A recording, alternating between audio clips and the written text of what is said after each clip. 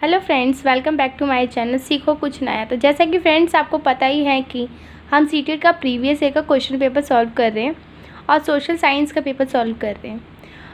इसके पिछले वीडियो में हमने 2018 का दिसंबर का पेपर सॉल्व किया है और आज हम 2019 जुलाई वाला पेपर 2 सोशल साइंस का पेपर सॉल्व करेंगे। और जैसे कि आपको पता ही है कि 5 जुलाई को सीटेट का एग्ज़ाम है, तो टाइम वेस्ट ना करते हुए हम आगे बढ़ते हैं और क्वेश्चन सॉल्व करते हैं। तो क्वेश्चन नंबर 31 देखें हैं, एथेनियन लोकतंत्र की निम्नलिखित में से कौन सी एक विशेषता नहीं थी? तो इसका आंसर क्या होगा? फर्स्ट, 30 से अधिक उम्र के उन सभी पुरुषों और महिलाओं को पूर्ण नागरिकता प्राप्त थी जो दास नहीं थे। ठीक है, अब नेक्स्ट 32, क्वेश्चन नंबर 32 पे आते हैं। समुद्रगुप्त की निम्नलिखित में से कौन सी ऐसी नीति थी जो विशिष्ट रूप से दक्षिणापथ शासकों के लिए थी? द फर्स्ट क्या है? उनके साम्राज्यों को उखाड़ फेंका गया और उन्हें समुद्रगुप्त के साम्राज्य का अंग बनाया गया। सेकंड, उन्होंने समुद्रगुप्त की अधीनता स्वीकार की और अपने पुत्रियों का विवाह उससे किया। वह उपहार लाते थे और उसके आदेशों का पालन करते थे और उसके दरबार में उपस्थित होते थे। और फोर्थ, इन्होंने हार स्वीकार की, इन्हें पुनः शासन करने के लिए अनुमति दी गई। तो इसका आंसर क्या होगा? फोर्थ, यानी डी पार्ट।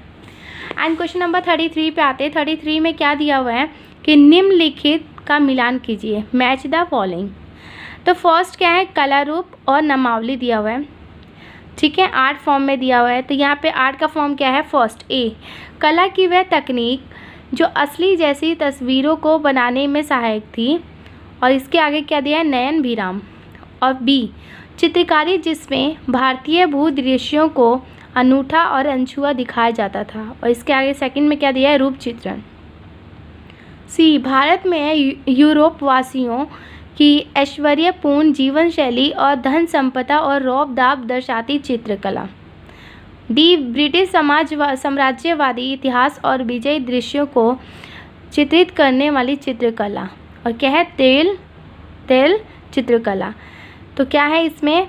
तो ये मैच द फॉलोइंग में क्या होगा कि ए का क्या हो जाएगा? फोर्थ। ए का क्या हो जाएगा? फोर्थ। ये क्या है? ए का फोर्थ। ठीक है, और बी का क्या होगा? फर्स्ट। बी का क्या हो जाएगा? इसका ये क्या है? किसका है? बी का। और सी का क्या हो जाएगा? यहाँ पे है सेकेंड, रूप चित्रण। ठीक है, और ये आपको पता ही है डी। आप देख लीजिए, ए का फर्स्ट यानी फोर्थ ये रहा, एक ही में है, तो ये हो नहीं सकता। ए का फोर्थ इसमें भी नहीं है, ए का फोर्थ इसमें भी नहीं है, इसमें भी नहीं है, तो आंसर क्या होगा? ये। ठीक है, अब हम नेक्स्ट पे आते हैं 33, क्वेश्चन नंबर 34। 34 में क्या दिया हुआ है कि 18वीं शताब्दी के अंतिम चरण में बम्बई, मद्रास और बंगाल प्रेसिडेंसियों का विकास ईस्ट इंडिया कंपनी के किन व्यापारिक केंद्रों से हुआ? तो फर्स्ट, सूरत, मद्रास और कलकत्ता। सेकंड, नागपुर, मदुरई, दिल्ली। और थर्ड, पुणे, मद्रास, कलकत्ता। और फोर्थ, सूरत, मदुरई और दिल्ली। तो इसका आंसर होगा सी, यानी पुणे, मद्रास, कलकत्ता। क्या होगा? पुणे, मद्रास और कलकत्ता। अब क्वेश्चन नंबर आते हैं 35 पे। 35 में क्या दिया हुआ है? ए और बी कथनों पर बुद्ध महायान के संदर्भ में विचार कीजिए और सही उत्तर का चयन कीजिए। ए क्या कहता है? ए कह रहा है कि बौद्ध धर्म के इस रूप में बुद्ध की उपस्थिति कुछ एक ऐसे संकेतों का उपयोग करते हुए मूर्तियों में दिखाई गई है। और बी क्या है? महायान बौद्ध के आने के साथ ही बोधिसत्व में विश्वास समाहित हुआ। तो क्या है इसका आंसर? क्या होगा? बी, यानी ए गलत है और बी सही है।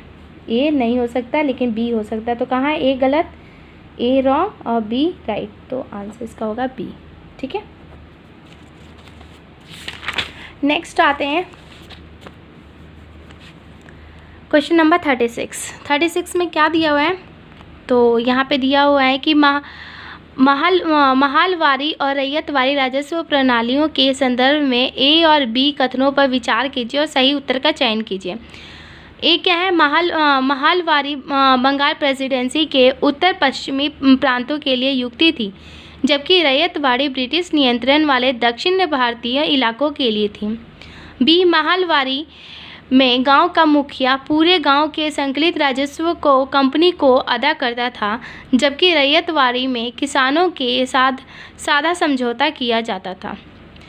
तो इसका ए का क्या है?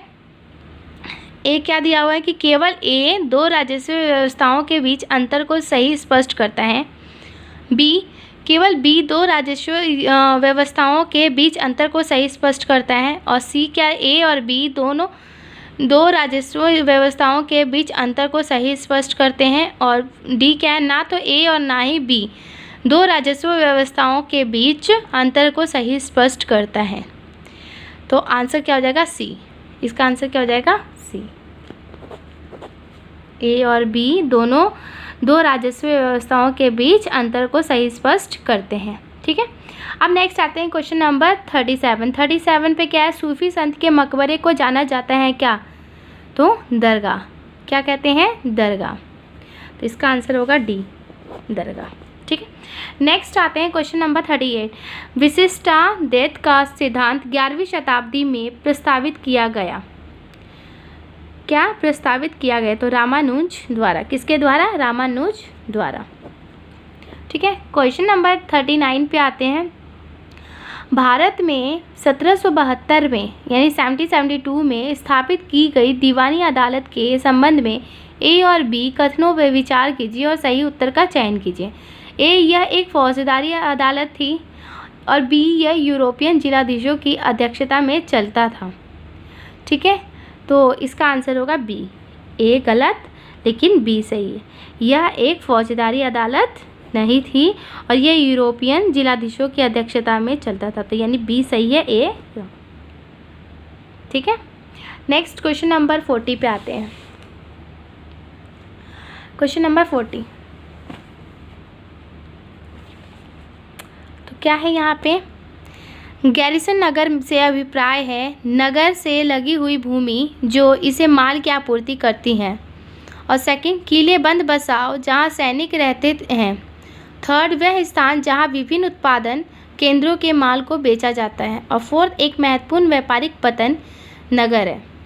तो 40 का आंसर क्या होगा? बी। बी यानी किले बंद बसाव जहाँ सैनिक रहते हैं। ठीक है, क्वेश्चन नंबर 41 पे आते हैं। अभिकथन ए, जब लंदन में अपराह के 2 बजे हैं, यानी जब लंदन में अभी 2 बजे हैं तो भारत में 7:30 बजे हैं का समय होगा। तो कारण क्या है? भारत ग्रीनविच के पूर्व में 82 डिग्री 30 पूर्व में स्थित है। ठीक है, यानी ईस्ट में स्थित है। दिए गए विकल्पों में सही विकल्प का चयन कीजिए। ठीक है, तो यहाँ पे क्या होगा? ए और आर दोनों सही है, लेकिन परंतु आर सही व्याख्या नहीं है ए की, क्योंकि ए का आपको पता ही है कि लंदन हो गए, जर्मनी हो गई, पोलैंड हो गया, व्रॉकलो हो गया, इन सब में कहीं भी इंडिया से 5.5 घंटे का डिफरेंस है। ठीक है, कहीं भी आप देखेंगे ना 5.5 घंटे का डिफरेंस है, चाहे पेरिस हो गया, लंदन हो गया, इन सब में 5.5 घंटे का डिफरेंस है। अगर यहाँ 5 बज रहे हैं तो 5.5 घंटे ऐड कर दिए, वहाँ 10:30 बज रहे होंगे। ठीक है, अब क्वेश्चन नंबर 42 पे आते हैं। समय क्षेत्र पर दिए गए ए, बी और सी कथनों पर विचार कीजिए और सही उत्तर का चयन कीजिए। ए क्या है? कुछ देशों को देशांतरीय विस्तार अधिक होता है जिसके कारण वहाँ एक से अधिक मानक समय अपनाए गए हैं। बी, पृथ्वी को एक घंटे वाले 24 समय क्षेत्रों में बांटा गया है। और सी, प्रत्येक समय क्षेत्र 15 डिग्री देशांतर तक के क्षेत्र को घेरता है। तो इसका आंसर क्या होगा? 42 का डी। ए, बी, सी तीनों ही क्या है? सही है। आपको पता ही है 1 minute is equal to 15 degree. ठीक है, 24 hours is equal to 360 degree. तो वही है इसके अंदर। क्वेश्चन नंबर हम 43 पे आते हैं।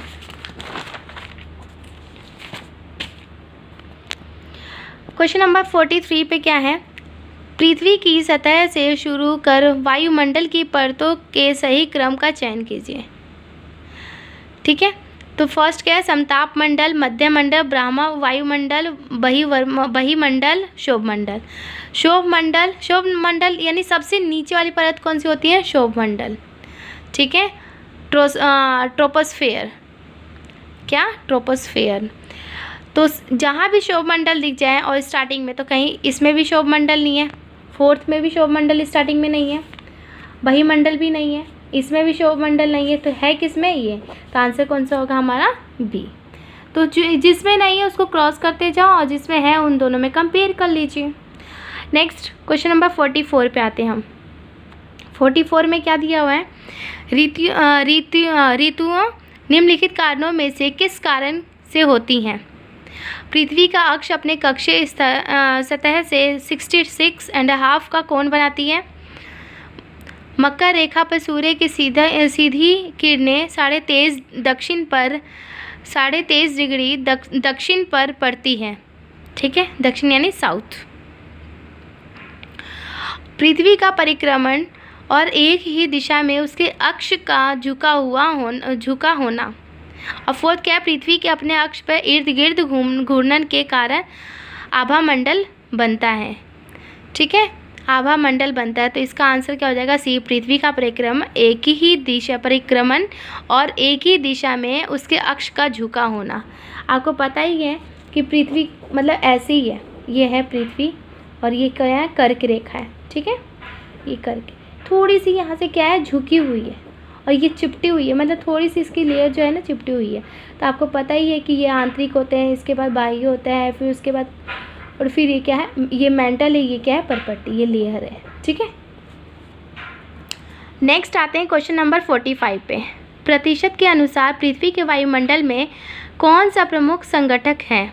तो पहला oxygen, carbon dioxide, nitrogen, helium. तो क्या इसका आंसर क्या होगा, नाइट्रोजन।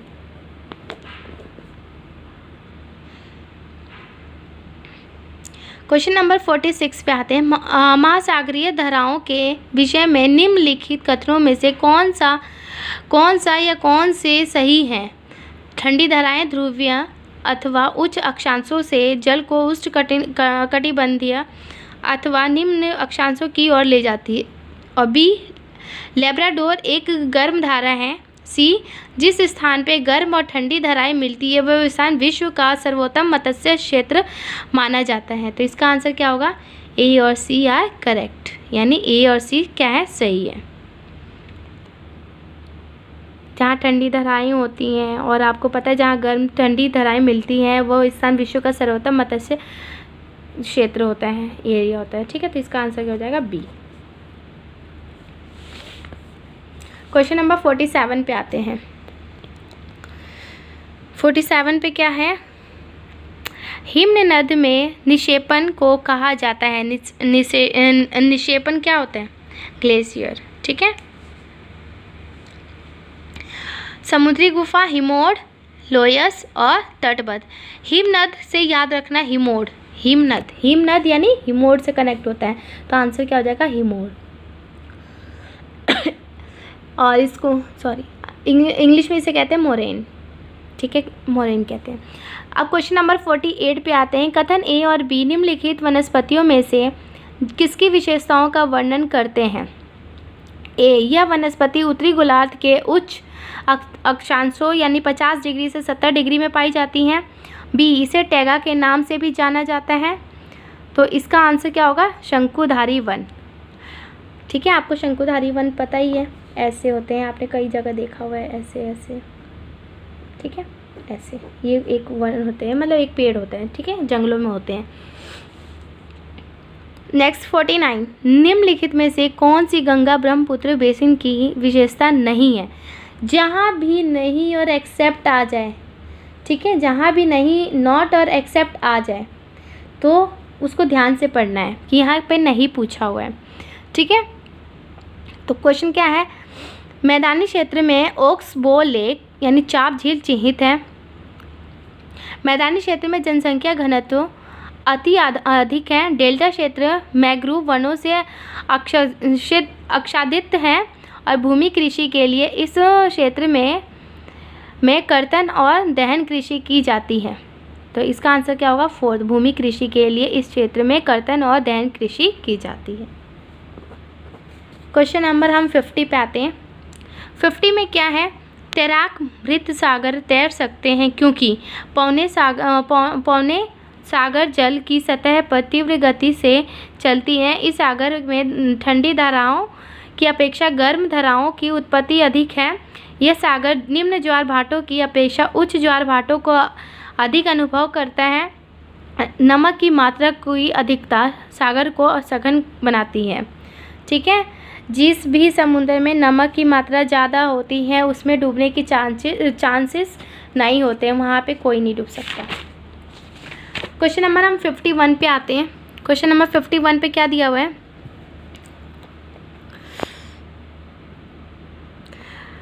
भूमि उपयोग के संदर्भ में ए और बी कथनों पर विचार कीजिए और सही उत्तर का चयन कीजिए। ए और बी भूमि उपयोग से आशय भूमि का केवल कृषि और वन के लिए उपयोग है। अब बी क्या कहते हैं कि भूमि उपयोग मुख्यतः अपनी स्थलाकृति के द्वारा निर्धारित होता है। ए फर्स्ट क्या है? ए और बी में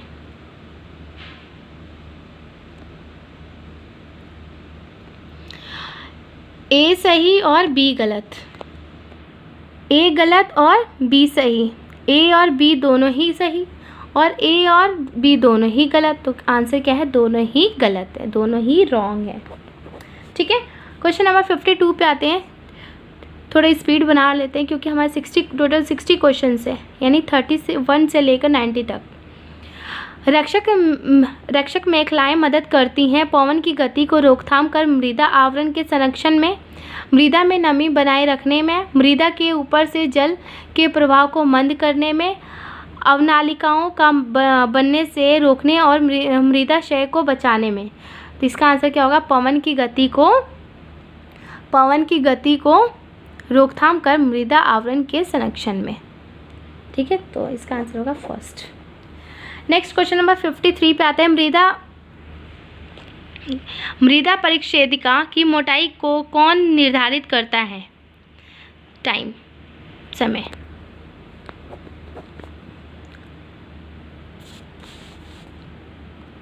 वितरण के आधार पर संसाधनों को वर्गीकृत किया जा सकता है। पहला, वास्तविक संसाधन और संभाव्य संसाधन, नवीकरणीय संसाधन, अनवीकरणीय संसाधन, जैव संसाधन, अजैव संसाधन। अब 4, सर्वव्यापक संसाधन और स्थानिक संसाधन। तो आंसर क्या हो जाएगा इसका? डी, यानी 4th। नेक्स्ट आते हैं हम नेक्स्ट क्वेश्चन पे। क्वेश्चन नंबर कौन सा है हमारा? 55 पे क्या है? विविध समाज के संदर्भ में निम्नलिखित कथनों से कौन सा सही है?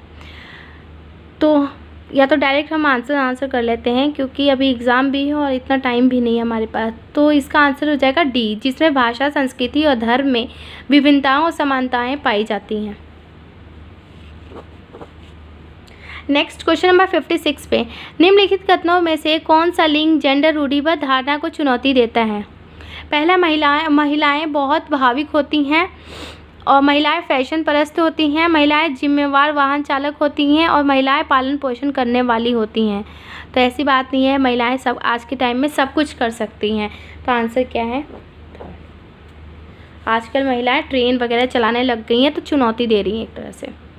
नेक्स्ट क्वेश्चन नंबर 57 पे आते हैं। नारी मताधिकार आंदोलनकारियों की निम्नलिखित में से कौन सी मुख्य मांग है? पहला, महिलाओं के लिए मताधिकार। सबसे पहला मांग कौन सी है? महिलाओं के लिए मताधिकार। क्वेश्चन नंबर हम 58 पे आते हैं। आपको थोड़ा पहले वाली वीडियो से ज़्यादा क्लियर दिख रहा होगा। जातकों के विषय में निम्नलिखित कथनों में से कौन सा सही है?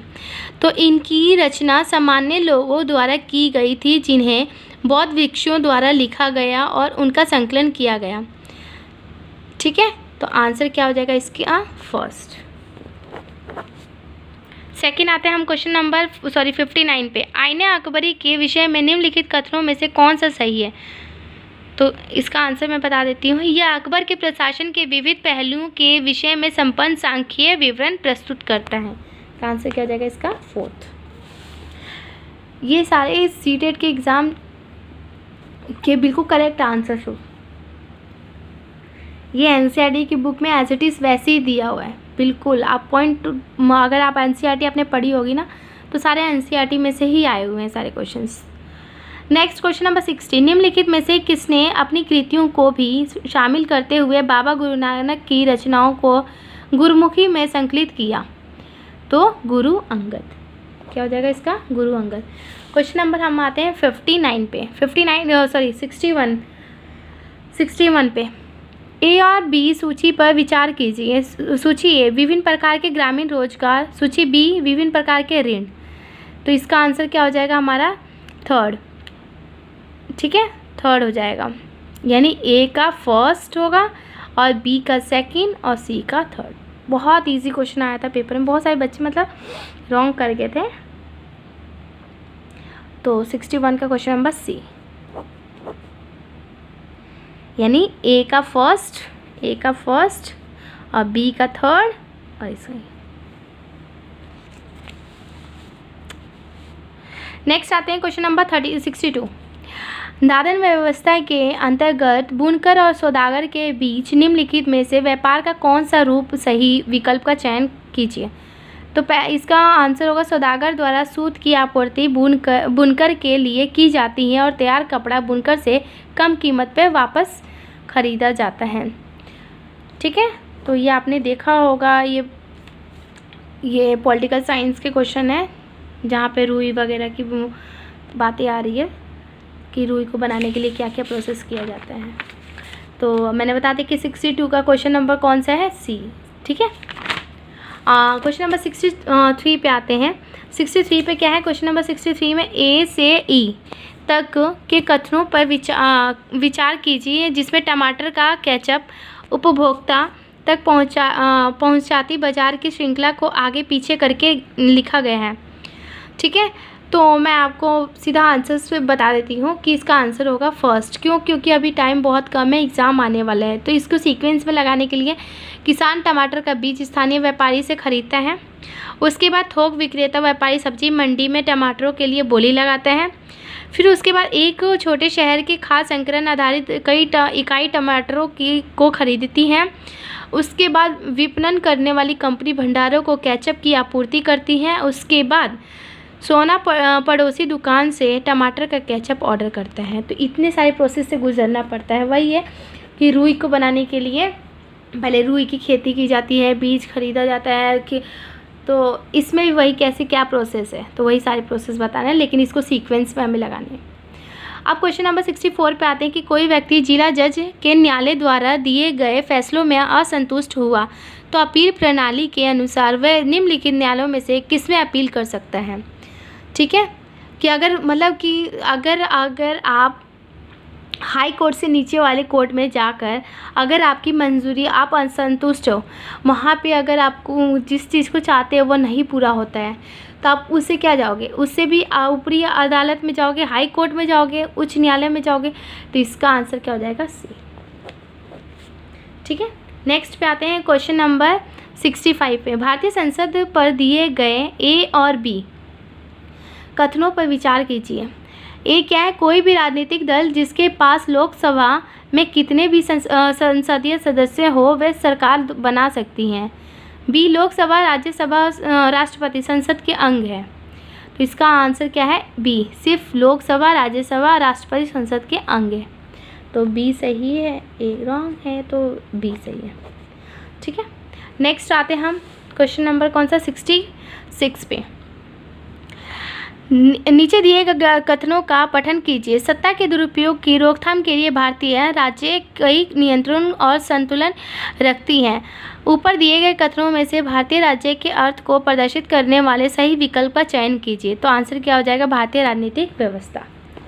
ठीक है, नेक्स्ट हम क्वेश्चन नंबर आते हैं 67 पे। 67 पे क्या है कि इतिहास का अध्यापन निम्नलिखित में से किस पर केंद्रीभूत होना चाहिए? तो इसका आंसर हो जाएगा ए और बी दोनों ही, यानी बहु प्रदर्शनों की संकल्पना, ऐतिहासिक विविधता के भाव का निर्माण और विद्यार्थियों को ऐतिहासिक परिप्रेक्ष्य में रहने की परिकल्पना के लिए प्रोत्साहित करना, अनुभव के साथ जोड़ना। तो ए और बी दोनों क्या है, सही है। क्वेश्चन नंबर 68 पे आते हैं। निम्नलिखित कथनों में से 2 कथन गलत हैं, इन्हें पहचानें। तो वो कथन कौन सा है, बी और सी क्या है, दोनों गलत है। सामाजिक विज्ञान के अध्यापन में केवल मूल्य आधारित शिक्षा का उत्तरदायित्व है। ठीक है, हमें क्या है, रॉन्ग चुनना है कि जो हमारी गलत है। और सी क्या है, सामाजिक विज्ञान के विभिन्न विषयों को पढ़ाने के तरीके समान है। ऐसा कुछ नहीं, अलग अलग तरीके से हम बच्चों को पढ़ा सकते हैं। तो आंसर क्या हो जाएगा, बी। ठीक है, आंसर क्या है इसका, बी। 69 पे आते हैं। 69 पे आते हैं तो 69 में क्या दिया हुआ है कि एक सामाजिक विज्ञान अध्यापन अध्यापिका के निम्न में से कौन सा लक्ष्य होना चाहिए। तो सापेक्ष महत्व का निर्माण कराना। ठीक है, building perspective. Next question number 70 पे आते हैं। सामाजिक और राजनीतिक जीवन की पाठ्य पुस्तकों को विकसित करते समय निम्नलिखित उपागमों में से किसे उपयुक्त समझा गया है। तो आंसर क्या हो जाएगा, एक, केवल एक को, यानी प्रत्यक्ष उदाहरणों तथा अनुभवों से सीखना। जो चीज़ हम देख कर करके सीखते हैं वही हमारा क्या है, सबसे उपयुक्त चीज़ होती है। ठीक है, तो हम किसी अपने लाइफ में प्रैक्टिकल करके जो चीज़ एक्सपीरियंस करके सीखते हैं वही सबसे ज़्यादा इम्पॉर्टेंट होती है। तो ए हो सकता है इसका आंसर, तो ओनली ए, ना कि बी। ठीक है, नेक्स्ट आते हैं हम क्वेश्चन नंबर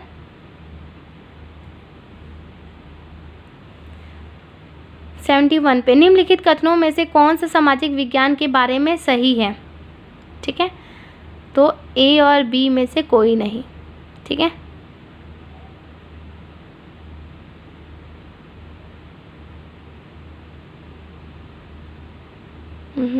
ये नहीं, ये ए और बी ये नहीं हो सकता। हाँ, कौन सा कथन नहीं है, हाँ ए और बी। ठीक है, कोई नहीं। नेक्स्ट आते हैं हम क्वेश्चन नंबर 72 पे आते हैं। वन्य जीवन संरक्षण के लिए विद्यार्थियों को संवेदनशील बनाने के लिए सर्वोत्तम अभ्यास कौन सा है। तो इसका आंसर हो जाएगा 4th, पशु आधारित उत्पादों को न खरीदने की प्रतिज्ञा लेना। ठीक है, पशु आधारित उत्पादों को न खरीदने की प्रतिज्ञा लेना। तो आंसर 72 का क्या हो जाएगा, डी। 73 पे आते हैं। खुली किताब मूल्यांकन का मुख्य उद्देश्य क्या है। तो इसका आंसर हो जाएगा ए, विद्यार्थियों पर सभी तथ्यों और विवरणों को कंठस्थ करने का भार अनुभव नहीं होगा। ठीक है, क्वेश्चन नंबर 74 पे आते हैं। क्षेत्रीय संस्कृतियों का निर्माण विषय के शिक्षण के पश्चात समापन स्वरूप कौन कौन से कार्य का सर्वाधिक उचित रहेंगे। तो इसका आंसर हो जाएगा ए, सी, डी, यानी छोटे समूह की परियोजना, प्रश्नोत्तरी प्रतियोगिता और समुचित चित्र यानी कोलार्स बनाकर। ठीक है, ना कि किसी के सामने हम परफॉर्म करके या डांस करके चीज़ों को बता सकते हैं। ठीक है, तो इसका आंसर हो जाएगा ए, सी, डी। नेक्स्ट क्वेश्चन नंबर 75 पे आते हैं।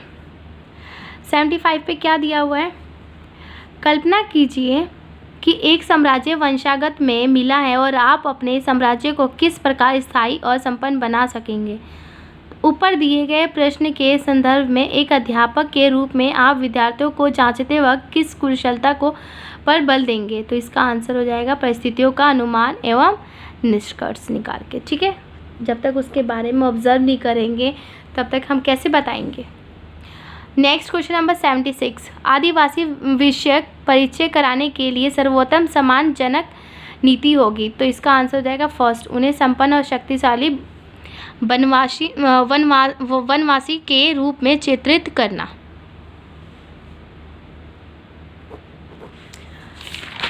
क्वेश्चन नंबर आ जाते हैं हम 77 पे।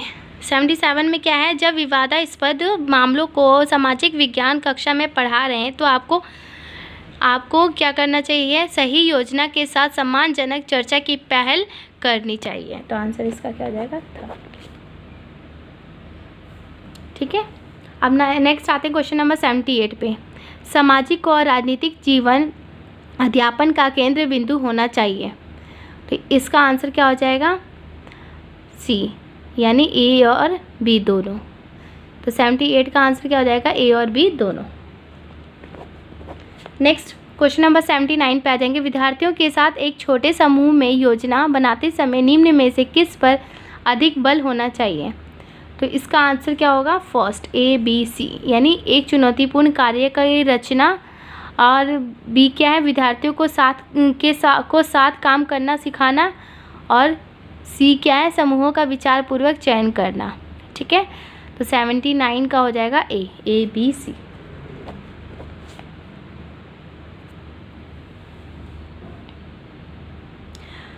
सामाजिक विज्ञान के क्वेश्चन नंबर 80 पे आते। सामाजिक विज्ञान के अध्ययन के संदर्भ में निम्नलिखित में से कौन से कथन सही हैं? तो आंसर क्या हो जाएगा? ए और डी, यानी समस्याओं के क्रमबद्ध विश्लेषण करने में मदद करता है, और डी दी गई जानकारी के साथ संवेदनशीलता और जिज्ञासा पैदा करता है। ठीक है, जब तक हम मोटिवेट नहीं होंगे तब तक हम कुछ नहीं कर पाएंगे, तो हमें अंदर से मोटिवेट होना ज़रूरी है। तो अब क्वेश्चन नंबर 81 पे आते हैं। निम्नलिखित में से किसके लेखन को प्राथमिक स्रोत के रूप में माना नहीं जा सकता? यहाँ पे मैंने अभी कहा कि सबसे पहले जहाँ भी नहीं और एक्सेप्ट आ जाए तो इसको सबसे पहले पढ़ना है। तो क्या है इसका आंसर? क्या होगा? मुजफ्फर आलम। नेक्स्ट क्वेश्चन नंबर आते हैं हम 82 पे। क्या है? यदि आपको प्राचीन भारतीय इतिहास पढ़ाना प्रारंभ करना है तो निम्नलिखित स्रोतों में से किस स्रोत को प्रयुक्त करना गलत होगा? तो इसका आंसर क्या होगा? बी, लघु चित्रकारी। ठीक है, मिनिएचर पेंटिंग। 83 पे आते हैं हम। विज्ञापन के विषय वस्तु पर चर्चा करते समय सामाजिक विज्ञान के अध्यापिका द्वारा निम्न में से कौन से उप विषय वस्तुओं पर आलोचनात्मक चर्चा कर सकते हैं? ए और बी दोनों पे ही कर सकते हैं, कि व्यक्तिगत भावनाओं के प्रति अपील और समता के